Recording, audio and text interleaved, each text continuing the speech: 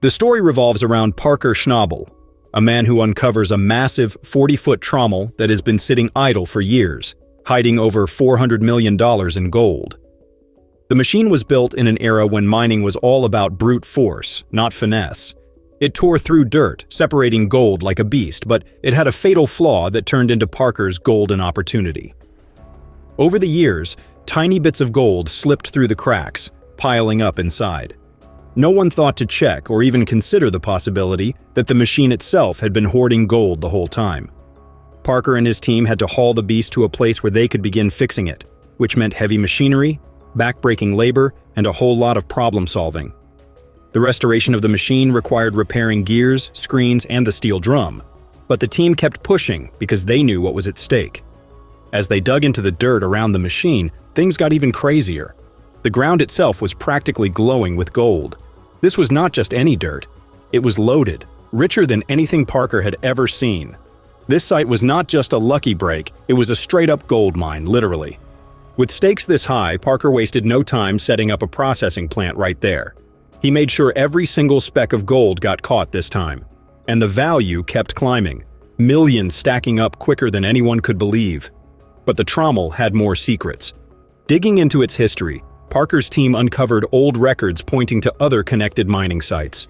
This was not just one lucky machine. It was part of a whole network, and there was a good chance more gold was sitting out there, just waiting to be found. Restoring the trommel was not just about making money. It was about bringing a piece of history back to life. Every dent, every rusty bolt told a story of the miners who once gambled everything for a shot at gold. Now, years later, Parker and his team were finishing what they had started, proving that their efforts had not been for nothing. When they finally fired up the trommel, it was like waking the beast.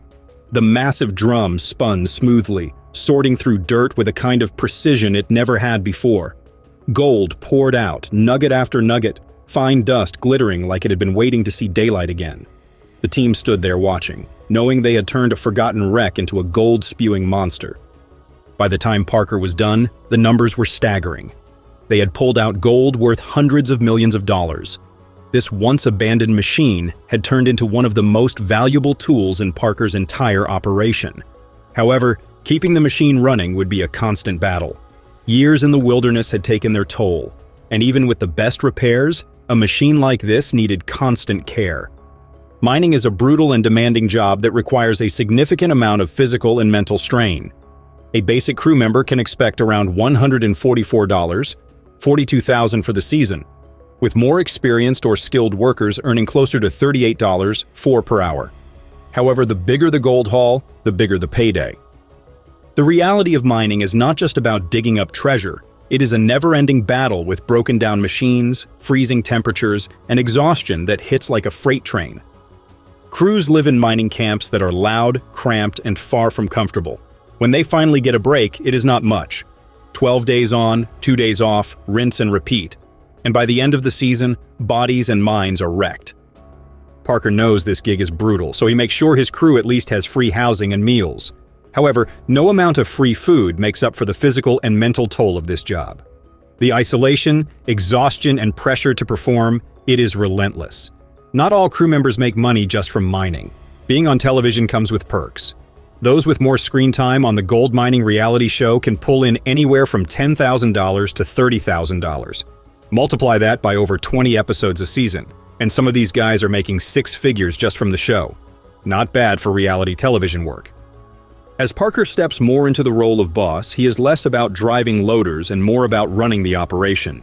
Licenses, logistics, and contracts, it is all part of keeping the business rolling. While it is not as exciting as striking gold, it is what keeps his crew employed season after season. The real conditions these workers face are more than just long hours and heavy machinery. The weather alone can break even the toughest miner. Winter arrives early in the Yukon, and by mid-season, the ground is frozen solid.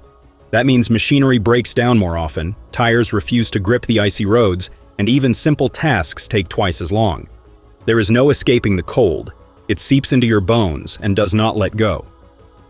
Some crew members have worked shifts in temperatures as low as 40 below zero. The physical strain is no joke either. Crew members operate massive machines, but they are also on the ground, moving heavy hoses, fixing jammed conveyor belts, and handling raw gold with care. When a piece of equipment breaks, it can mean hours in the freezing cold, fighting to get a machine running again so the entire operation does not grind to a halt. Every breakdown means lost time, lost gold, and more pressure on an already exhausted crew. Beyond the physical toll, there is the mental grind. Working in extreme conditions has a way of forging deep connections. Jokes, small victories, and shared hardships are the glue that holds the team together. Even with all the pressure, some crew members return season after season, chasing the next big gold haul, knowing exactly what they are signing up for. Even the meals play a crucial role in keeping the crew going. A good cook is one of the most important people in camp. Meals are not just about nutrition, they are about keeping morale up. When the food is good, the work feels a little easier. Parker Schnabel, a gold miner in the Yukon, is set to make a significant $14 million payday by investing in a new wash plant called rock sand.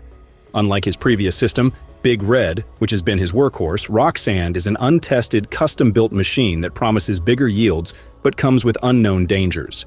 The mining industry is unforgiving, with equipment failures, fluctuating gold prices, and short operating windows making every decision a potential turning point. Rock sand's cutting-edge design and efficiency make it a promising option for gold mining operations. Its larger processing capacity and modular design allow for easier repairs and upgrades, reducing downtime. However, its unproven track record casts a shadow of uncertainty over the operation. As the crew dismantles Big Red for winter, tension and excitement fill the air.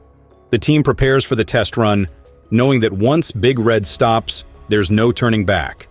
The team prepares for the test run, ensuring a steady flow of water to flush away dirt and reveal the gold hidden beneath. However, the moment of truth comes when the shaker deck fails, and the team braces for the test run.